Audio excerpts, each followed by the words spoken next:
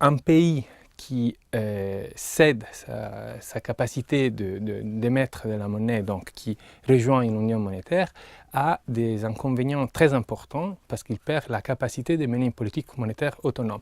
Donc les pays qui sont aujourd'hui dans la zone euro ne sont plus les maîtres de leur politique monétaire. Et donc ces coûts doivent être compensés par des avantages. Quels sont les avantages qu'on a au moment où on rejoint une zone monétaire? En fait, ils peuvent se résumer à un seul concept, c'est qu'une monnaie unique facilite énormément les commerces et l'allocation du capital entre les différents pays. Et donc, si on croit à la théorie des marchés efficaces, ou au moins si on croit que les marchés sont suffisamment proches des marchés efficients, plus on élargit les marchés, plus la distribution sur les marchés se fera de façon optimale.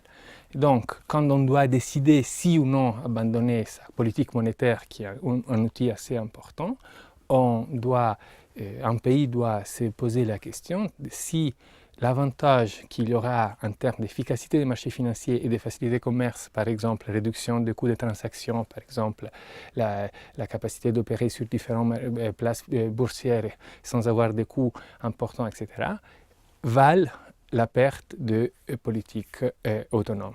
Ceci sera d'autant plus le cas si le pays a un cycle économique qui est synchronisé avec le cycle économique des autres pays de la zone monétaire. Il y a des gens qui pensent, des économistes qui pensent qu'aujourd'hui, si par exemple la Grèce devait quitter la zone euro, elle pourrait déprécier sa monnaie, sa nouvelle drachma, et par ces biais récupérer toute la compétitivité qu'elle a perdue pendant 10 ans de monnaie unie, pendant lesquels son taux d'inflation était supérieur au taux d'inflation de la moyenne de la zone euro. Ceci, il faut le dire, c'est certainement vrai. Il faut aussi dire que la dette grecque dénominée en euros exploserait en termes de drachma parce que la drachma perdrait de valeur et que surtout la dépréciation de la monnaie peut être un très bon outil pour sortir d'une crise ponctuelle, ne peut pas être un instrument de politique monétaire répété dans le temps.